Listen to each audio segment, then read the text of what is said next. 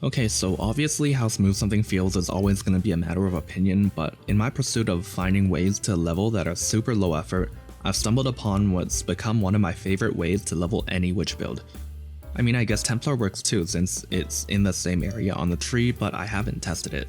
Now, what I mean by low effort is, well, I try to avoid micromanaging my gear and gems too much as I progress, so I can just turn my brain off or do something else on another monitor. Oh, by the way, this setup uses a lot of uniques, so you're gonna need to do some shopping. Essentially, this setup involves having a bunch of temporary minions that you extend the duration of to last an entire zone, and then have them maul the boss at the end if there is one. This was inspired by Rigwald's Crest, one of the strongest leveling items in the game. It'll pretty much carry you to Blood Aqueducts. My only problem with them, the wolves only last for 30 seconds. There are some bosses in the campaign that take a really long time to spawn or become damageable, eating up a lot of their duration. Now, here's where skill effect duration comes in. You can get pretty decent amount of it just through items. This String of Servitude gives you up to 45%, Time Clasp gives you up to 20%, and Exceptional Performance as an Anoint gives you 25%. As a witch, you'll be able to easily pick up the Enduring Bond cluster for 64%, the Potency of Will cluster for 45%, and the Duration Mastery for another 10% more.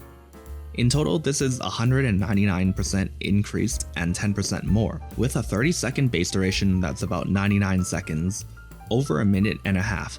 That's plenty of time for any boss in the campaign. We're also leveraging all this duration scaling with Phantasms, and the new Vaal Absolution, which absolutely slaps by the way. They last about 50 seconds now. This can be further extended with the increased duration support gem, but I found it unnecessary. Now for the tree, this is why you'll be able to apply it to any build. You literally only need to get Enduring Bond here and these skill effect duration points down here. Other than that, you can just path like your intended build and pick up all the nearby life nodes, attributes if you need them, and any nearby minion damage if you want. At a certain point, I just stopped allocating points because I got lazy. You probably don't want to do that though, cause you're pretty squishy without the life on the tree. By the way, pick up Spiritual Aid if you're in the area. It'll be super useful in securing kills to spawn your doggos, cause your Absolution minions will KS you a lot. As for gems, just buy these from Lily. Now I'm gonna go through the loadout in the order you can equip everything. Feel free to use whatever you want in your empty gear slots. Before you start, have two tabulas ready. A +1 all gems tabula socketed with Summon Raging Spirit, Summon Phantasm, and Ruthless. And a +2 duration or minion tabula with Vaal Absolution, Minion Damage, Faster Casting, Conk Effect, Predator, and Summon Phantasm. Feel free to skip the +1 Corruption if it's too expensive. At level 1, you have the classic Gold Rim Life Sprigs and Movement Speed boots of your choice. Always go with 7 League Steps if you can afford it. You can use it on every future character, and the time you save, well, pays for itself essentially. Until level 4, use whatever spell you want. I like Frostbolt. You'll also be equipping She Breath, which makes any minion super OP for the first few parts of the campaign. You can catalyst up the already huge flat elemental damage, which works really well with a support gem like Summon Phantasm, which gives a bunch of extra minions. At level 4, equip your +1 tabula and use SRS. When you get level 8, add minion damage, added cold, and faster attacks. At this point, you can equip your skill effect duration String of Servitude. By the way, you should be using all the other loose gems the moment you can. Level 20 is your next big gear swap.